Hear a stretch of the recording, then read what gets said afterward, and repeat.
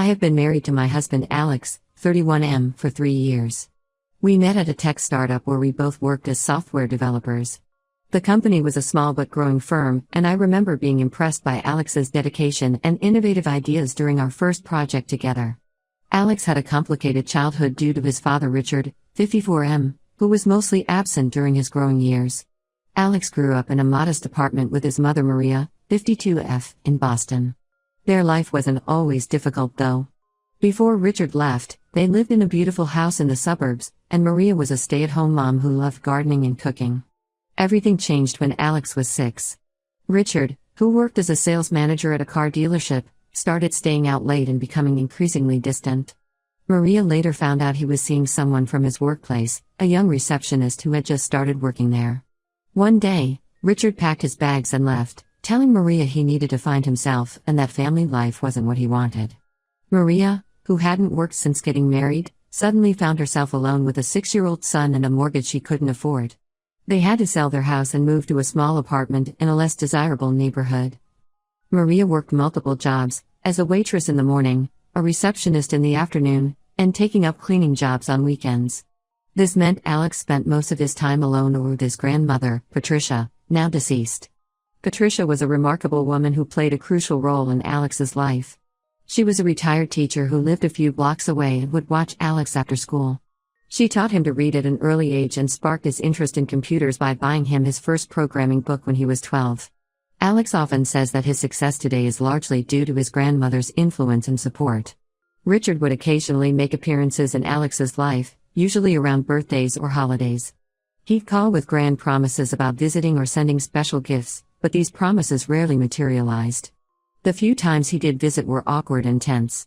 I remember Alex telling me about one particular visit when he was 14. Richard showed up in a fancy new car, took him to an expensive restaurant, and spent the entire time bragging about his new life in California, never once asking Alex about school or his interests. The only consistent thing about Richard was his inconsistency. He would disappear for months, sometimes years, then suddenly reappear with elaborate explanations and apologies. When Alex got into MIT on a scholarship, Richard didn't attend the graduation. He sent a text message 3 days later saying he had been caught up with work. Alex and I met 5 years ago at TechFront Solutions, where we both worked as software developers.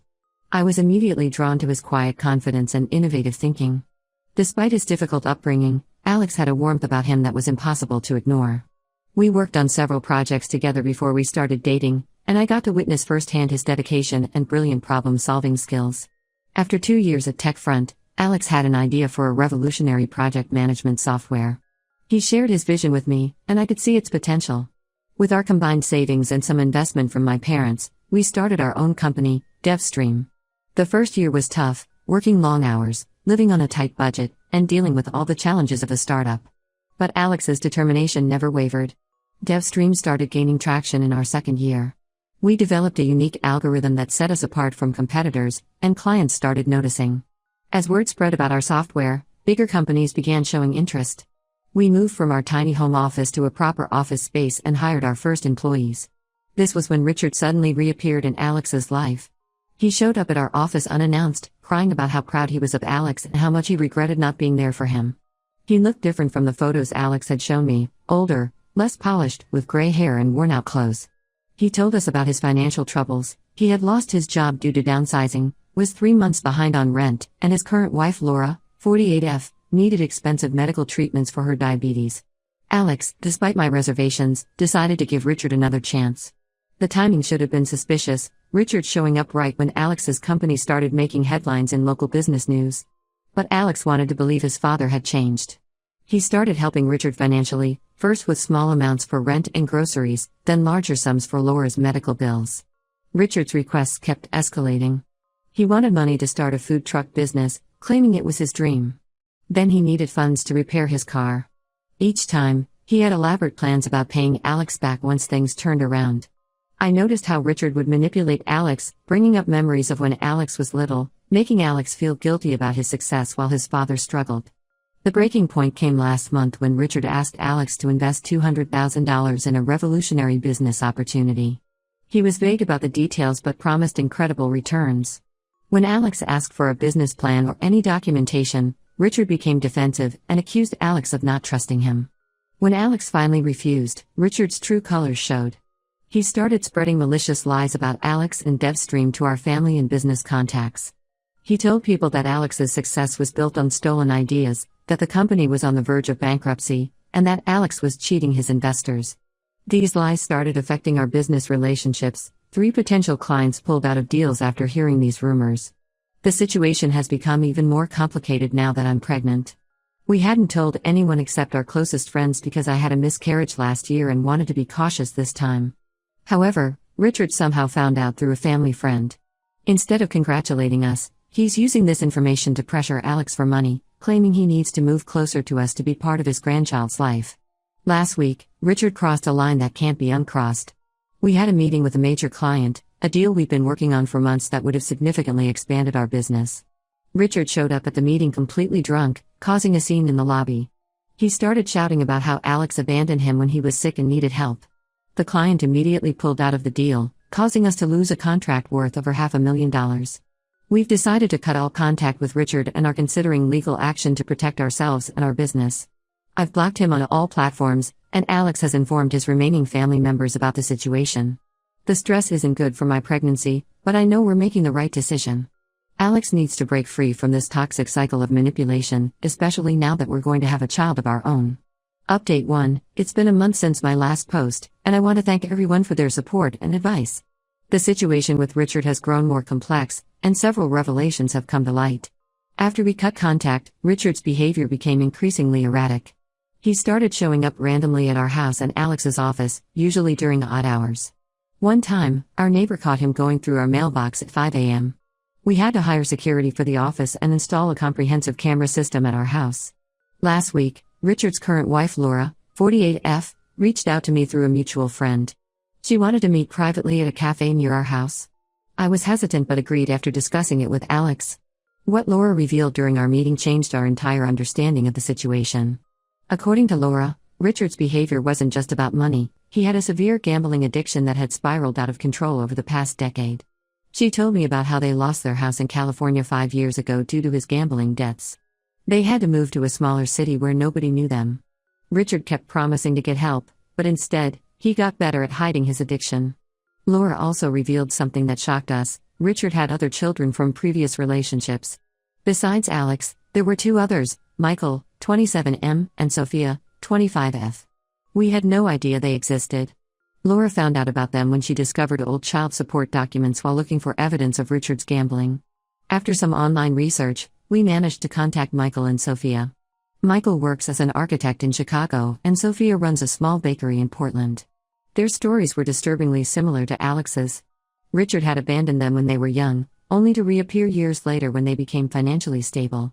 He had tried to exploit them both, asking Michael for money to invest in property and attempting to convince Sophia to take out a business loan for him. The similarities in Richard's pattern of behavior were striking. He had used the same tactics with all his children: emotional manipulation, guilt-tripping, and elaborate stories about needing money for medical treatments or business opportunities. Both Michael and Sophia had already cut ties with him years ago. Richard's attempts to sabotage our business have escalated. Last week, he created multiple fake social media accounts pretending to be Alex.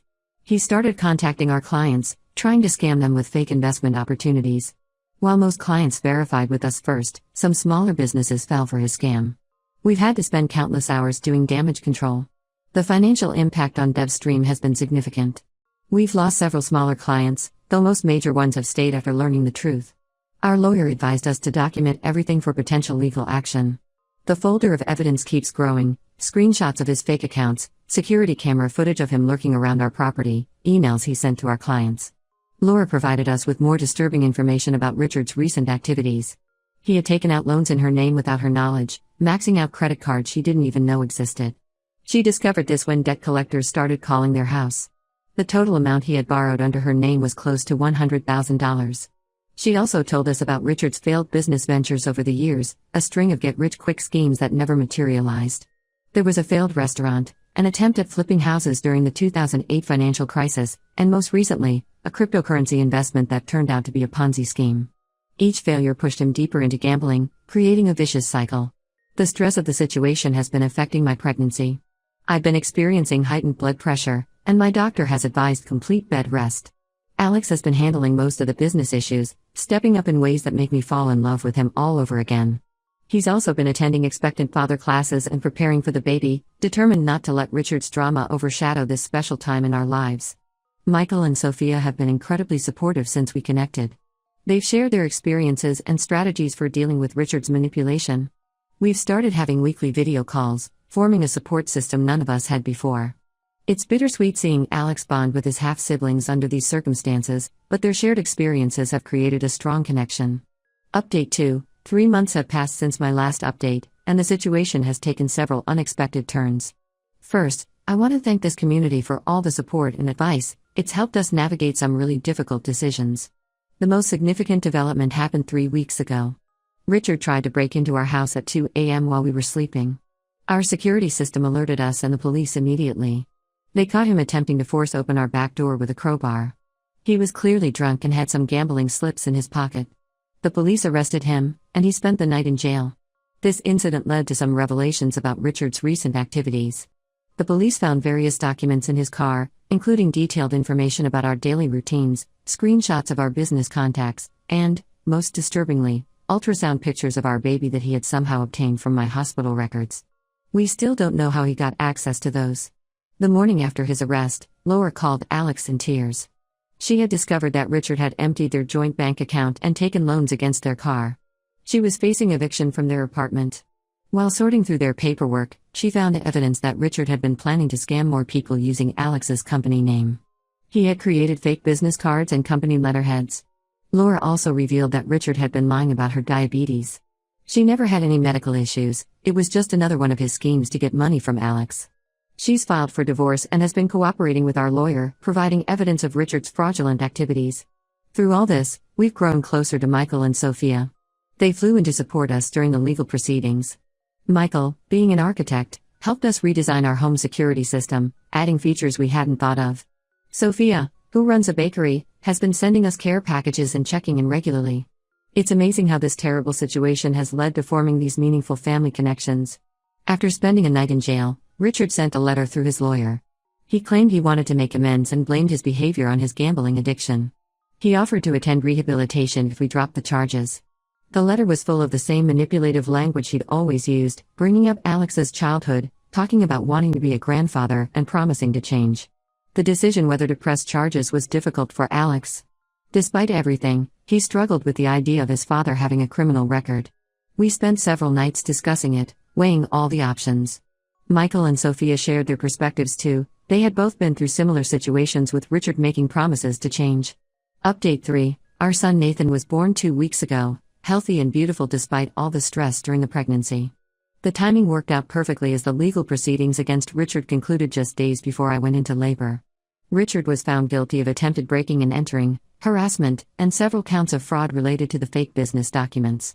He received 3 years of probation, mandatory counseling, and strict orders to stay away from us and our business. The judge was particularly stern after seeing the evidence of his long-term harassment and manipulation. The business has slowly been recovering. Several clients who had pulled out after Richard's interference have returned after learning the full story. Alex's transparency about the situation actually helped build stronger relationships with our business partners. DevStream is now working on its largest project to date, developing software for a major healthcare provider. Laura's divorce from Richard was finalized last month. She's moved to Seattle to be closer to her sister and is starting fresh.